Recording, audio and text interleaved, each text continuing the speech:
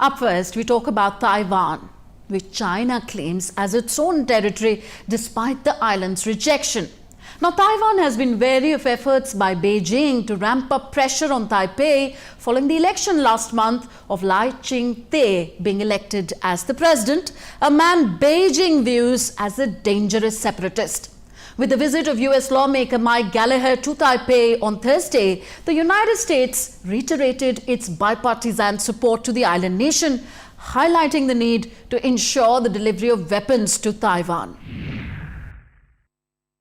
The recent flaring up of tensions between Taiwan and China around the Kinmen Islands in the Taiwan Strait are only going to be an early litmus test for Taiwan's president-elect, Lai Ching-te. Kinmen is a short boat ride from the Chinese cities of Xiamen and Guangzhou and has been controlled by Taipei since 1949. Lai Ching-te on Wednesday said he supports firm law enforcement by the island's Coast Guard but hopes to avoid a similar situation. He was referring to the February 14th incident when 2 Chinese nationals died in a boat accident on accusations of trespassing by the Taiwan Coast Guard. What followed was Beijing blaming Taiwan's ruling Democratic Progressive Party for the deaths and seizing on the opportunity to expand its presence in the contested waters. On Monday, China's Coast Guard boarded a Taiwanese tourist boat in the waters close to Kinmen, a move Taiwan denounced as causing panic and harming Taiwanese people's feelings. But Taiwan's defense ministry also clarified that Taipei has not increased military deployments on the frontline islands facing China, and there is nothing unusual in the military situation around Taiwan. The Ministry of Defense has coordinated with the Coast Guard to make appropriate research and judgment, and at the same time has designed some potential scenarios for our Navy and our defense forces stationed on the outer island to conduct drills and prepare according to these different situations. As for the incident in which the so-called 3-nil ship capsized in the process of escaping inspection and causing casualties in the near Kinmen, the defense minister made very clear in the legislative yuan yesterday that this incident is currently being handled by the Coast Guard from the perspective of a judicial case. The Ministry of Defense will not directly intervene to avoid escalating local tension. Meanwhile, Taiwan's President Tsai Ing-wen told a visiting US delegation of lawmakers on Thursday that the island hoped to see more Taiwan-US exchanges this year and that Taiwan will continue to engage with the world. US Representative Mike Gallagher, who chairs the House of Representatives Select Committee on China, is on a visit to Taiwan. Gallagher reassured US's support to Taiwan regardless of the election results there, saying Washington needs to ensure the delivery of weapons to Taiwan and that a backlog of arms deliveries remains a big problem. We need to ensure that we're delivering on the foreign military sales that you've purchased, that we've approved, but have yet to be delivered. We have a $20 billion backlog. That's probably the biggest thing we can do to deter China and reduce its aggression. So I'm confident, regardless of how the presidential election goes, that we will maintain our support not only for Taiwan, but also a posture of internationalism and engagement.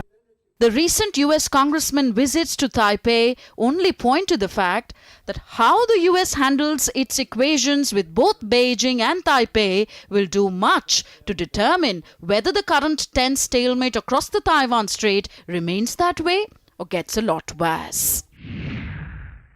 Well, the Kinmen episode is not a one-off episode in the already bitter Taiwan-China relations. There have been multiple occasions when China has exerted pressure on the island nation into accepting its sovereignty. Let's now understand how China has been employing grey zone operations as part of a comprehensive strategy to pressurize Taiwan. First, let's understand what are grey zone operations. Grey zone operations are coercive, aggressive activities but are designed to stay below the threshold of triggering a major conflict. China frequently employs crewed air patrols into Taiwan's air defense identification zone. Frequent sorties started in 2020 and spiked in August 2022 after the visit of the then US House Speaker Nancy Pelosi to Taiwan. Beijing also applies military pressure on Taiwan using uncrewed aerial vehicles, UAVs or drones. In September 2022, China's People's Liberation Army, PLA, flew a UAV across the median line for the first time. A civilian drone flew over the Kinmen Islands the same month. In April 2023, a PLA combat drone made the first publicly reported flight completely around Taiwan. At sea, PLA Navy planned vessels spend more time closer to Taiwan compared with previous years.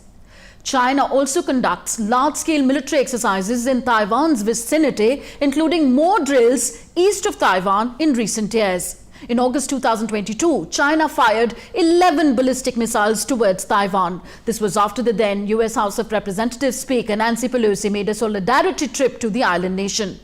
In July 2023, the Chinese army sent 38 warplanes and 9 Navy vessels around Taiwan. Thereafter, in October 2023, China had sent fighter jets to monitor and warn the US Navy patrol aircraft that flew through the Taiwan Strait. More recently, in January this year, China sent more than 30 warplanes and a group of Navy ships towards the self-ruled island nation. Not just this, China has imposed economic sanctions on Taiwan in various ways. Over the past 8 years, China has sharply curtailed tourism travel to Taiwan and banned imports of food products ranging from pineapples to processed foods. China has also imposed sanctions on leading Taiwanese political figures in response to visits from US congressmen in recent years. Again, in August 2022, when Nancy Pelosi visited the island, China imposed sanctions, including entry bans on 7 pro-independence Taiwanese officials and lawmakers. Those sanctioned include Taiwan's de facto ambassador to the US, activist Lin Fei-fan. Further, China has also worked to isolate Taiwan diplomatically by pressurizing countries to sever official ties with Taiwan and recognize the People's Republic of China instead. Some of these nations include Burkina Faso, Panama, and the Dominican Republic. Taiwan has thus, over the years, lost several diplomatic allies to China's influence, reducing its international recognition and leverage. Taiwan had been a World Health Assembly observer from 2009 to 2016, but lost its observer status at the UN body thanks to China's pressure tactics. The question now arises is, how does Taiwan respond to these Chinese pressure tactics? Does it bow down to China? The answer is no. Taiwanese feel proud of their resilience in the face of China's escalating pressure. The sentiment is mirrored in the top leadership as well. Taiwan's President Tsai Ing-wen has signaled that Taiwan will not flinch, but will also not provoke. But in order to ensure that it cannot be forced to accept the path China has laid down, Taiwan continues to bolster its defenses. This includes purchasing weapons from the United States. Taiwan has been working to strengthen US-Taiwan relations and engage with the world to solidify global support for them. From advanced warfare exercises to diplomatic dialogues, our next report tells you how nations collaborate for a more secure, safe, and prosperous global community on the high seas.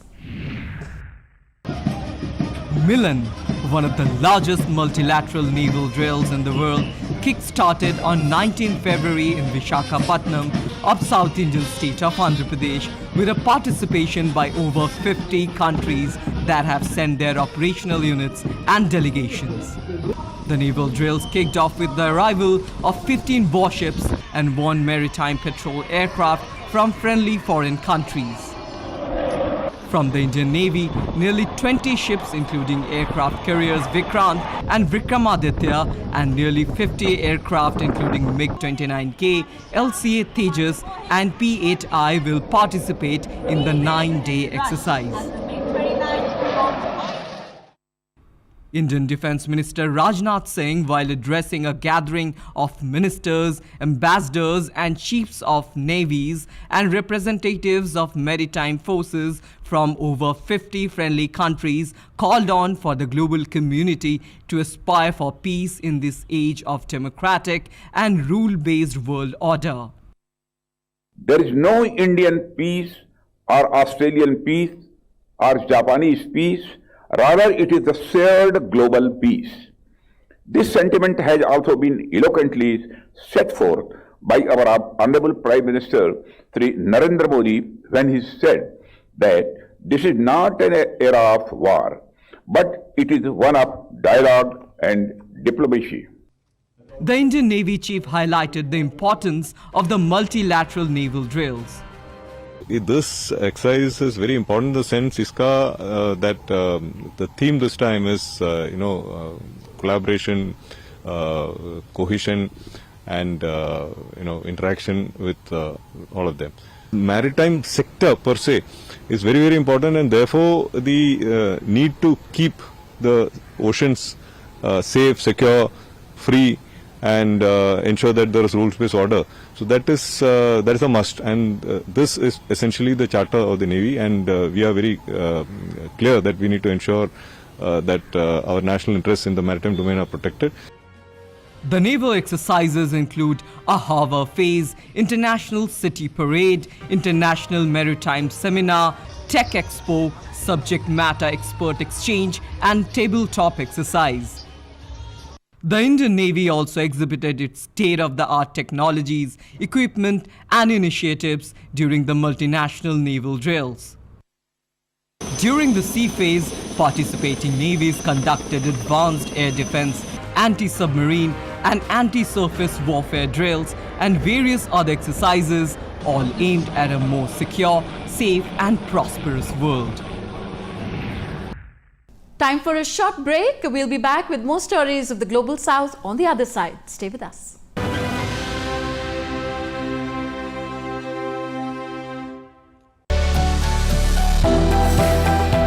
Turning crisis into opportunity, transforming ideas into action, stories of real change, tales of sustainable solution. This series is going to tell stories of such change makers. Watch Change Makers on DD India.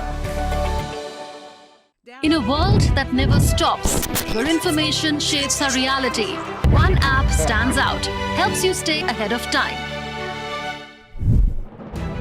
Introducing the DD India app, your gateway to a world of news right at your fingertips. Your most trusted source of news goes global, goes digital. Explore a world of options, top stories, live updates, in-depth analysis, and more. Stay informed wherever you are. Real-time alerts keep you ahead of the curve always.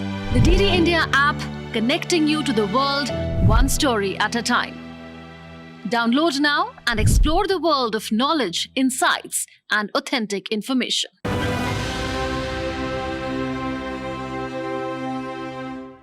Welcome back. You're watching DD India and this is Voice of the Global South. Let's move on to our next story.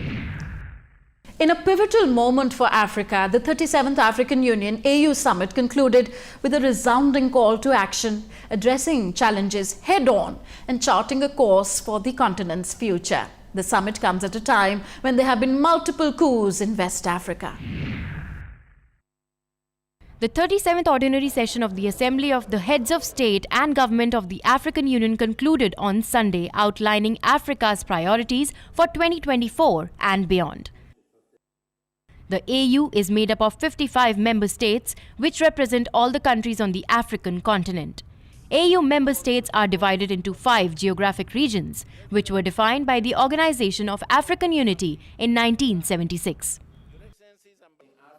Speakers at the opening ceremony included the AU's Commission Chairperson, Moussa Faki Mohammed, who started by saying that the problems plaguing the continent have not gotten any better. Our main challenges have not diminished. Peace, political and institutional instability, climate change, deficits in economic governance, integration, poverty, the marginalization of women and young people in development processes, and leadership in our political and social systems remain our main sources of concern. The summit comes at a time when there have been multiple coups in West Africa, which Mohammed described as defiant. Researchers say that the African Union should dedicate this year to solving the various issues of instability and restore credibility in democratic processes. Non-constitutional changes of government have multiplied in total defiance of the entire political and legal system on which our organization was funded. Never since the creation of the African Union has there been such a large number of transitions following unconstitutional changes of government in Africa.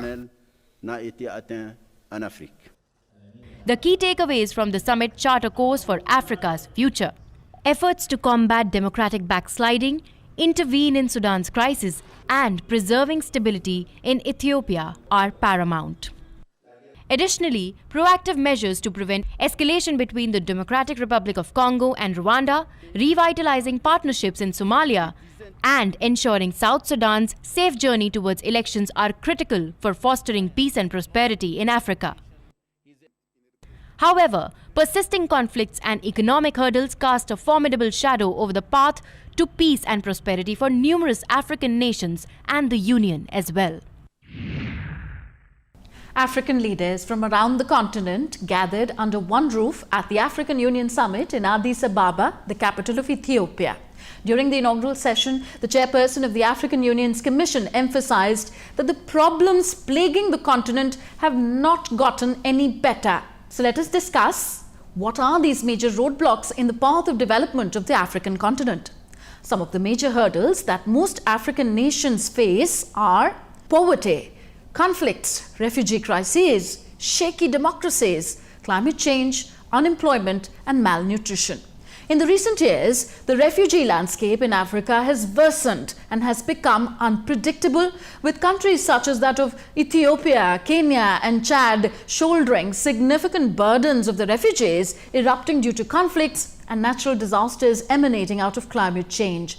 The countries with the highest refugee burdens are Ethiopia, 659,000, Kenya, 551,000, Chad, 453,000, Uganda, 386,000, Cameroon, 264,000, and South Sudan with 248,000 refugees. Alarming reports from the World Food Programme highlight escalating hunger and malnutrition crises worsened by conflict and displacement, especially in Sudan and the Central African Republic. Families are getting uprooted faster than you can say crises. The 10-month war between Sudan's army and the paramilitary Rapid Support Forces, the RSF, has devastated the country's infrastructure, prompted warnings of famine, and displaced millions of people inside and outside the country. In this battle of war, it is not the nations that bleed, but the lives of thousands paying the ultimate price. And let's not forget about Africa's vulnerability to climate change. It's evident with extreme weather events impacting ecosystems and livelihoods across the continent.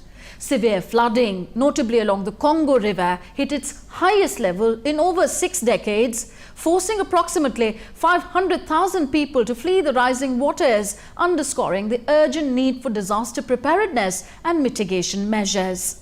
Also, there is an escalating tension between the Democratic Republic of Congo's military and rebels, reportedly backed by Rwanda. This has disrupted crucial supply routes to Goma, impacting over 2 million residents and displacing thousands. The continent has been hit by a confluence of shocks, comprising weaker external demand, a sharp uptick in global inflation, higher borrowing costs, and adverse weather events. Kenyan households are grappling with the repercussions of government policies, including tax hikes aimed at addressing the soaring public debt and depreciating currency there. Africa has got its fair share of challenges, from conflicts to economic wars. It's like a never-ending obstacle course. But here's the thing. The continent's not backing down.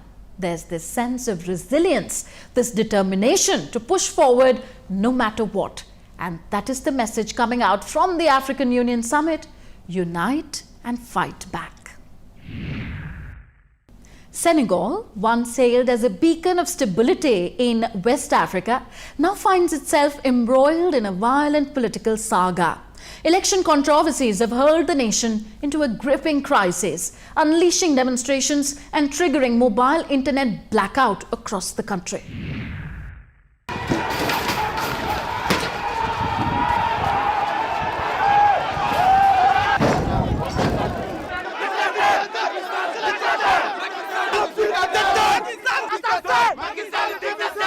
After weeks of chaos and violence, Senegal's recent political roller coaster seems to be slowing down as the Constitutional Council slams the brakes on President Macky Sall's attempt to delay elections until mid-December. Labelling the move as unconstitutional, the Council's decision puts Senegal back on the electoral track.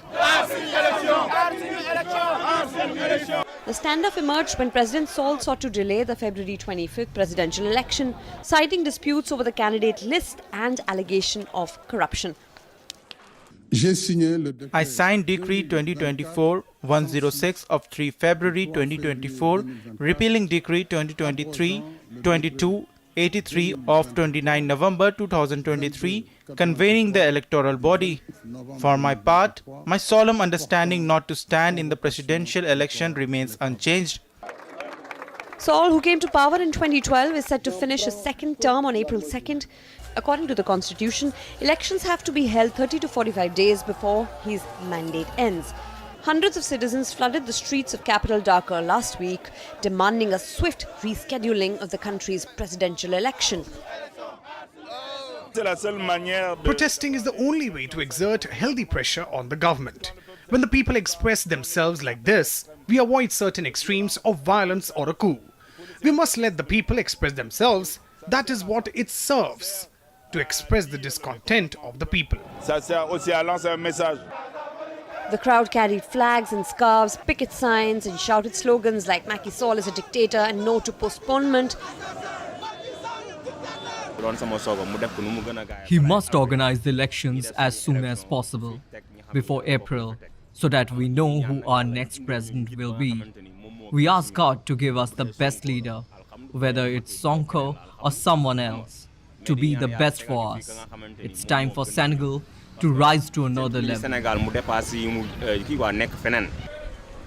Opposition leader and presidential candidate Khalifa Sall has called on for the president to step down before losing any more credibility. The council has confirmed the end of President of Republic's term on April 2nd. By April 2nd, we must organize elections. Facing mounting pressure, President Macky Sall has finally agreed to hold the election at the earliest. However, with the recent political chaos, the West African nation now awaits with bated breath as its democratic destiny hangs in the balance. On to South America now. Venezuela struggles with one of the largest displacement crises in the world. UN agencies estimate that 7.7 million Venezuelans have fled their country since 2015. In recent years, the outflow of migrants hasn't stopped. What's left behind is an aging population. In a small kitchen in Petare, one of the poorest slums in Venezuela, Elsa Amarista is making lunch for herself and two of her great-grandchildren. They are the ones left behind. 3 of her 4 children have left the country. Left alone to take care of them, she is now their full-time carer in an empty house. Not easy for a pensioner. Before, I planned to extend the house so that everybody could fit in. Now I simply have too many rooms, too much of a house, too much of everything, and well, everything's deteriorating. There are no young people who can help me here. Elderly people are among the most vulnerable in a country facing a long-lasting economic crisis. In most cases, the elderly are left at home, depending on remittances sent by their relatives living abroad. So far, millions of Venezuelans have left behind their parents and grandparents.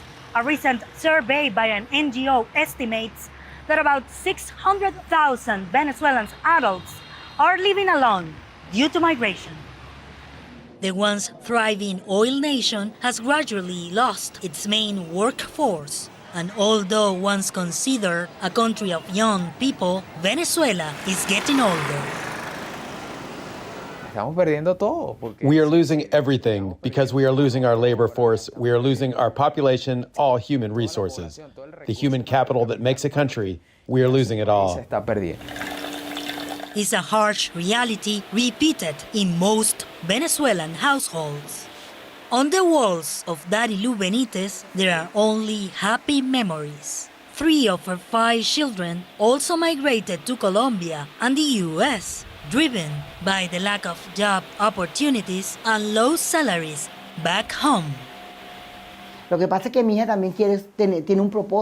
My daughter has a goal in mind, like we all have. She has a dream of having a house, something to pass on to her children, but she won't achieve that dream in Venezuela. It's extremely hard. It's expected that the country's exodus will continue. The International Monetary Fund estimates that Venezuela's migration only will grow, reaching 8.4 million by 2025, losing more than a quarter of the country's population. Mari Trinimena in Caracas, reporting for DD India. That's all we have for you in this edition of Voice of the Global South. Do let us know your thoughts on the program. You can connect with us on Facebook, X, formerly Twitter, and Instagram. You can also check out our website, ddindia.co.in. From my entire team in New Delhi, thanks for watching Voice of the Global South. Namaskar.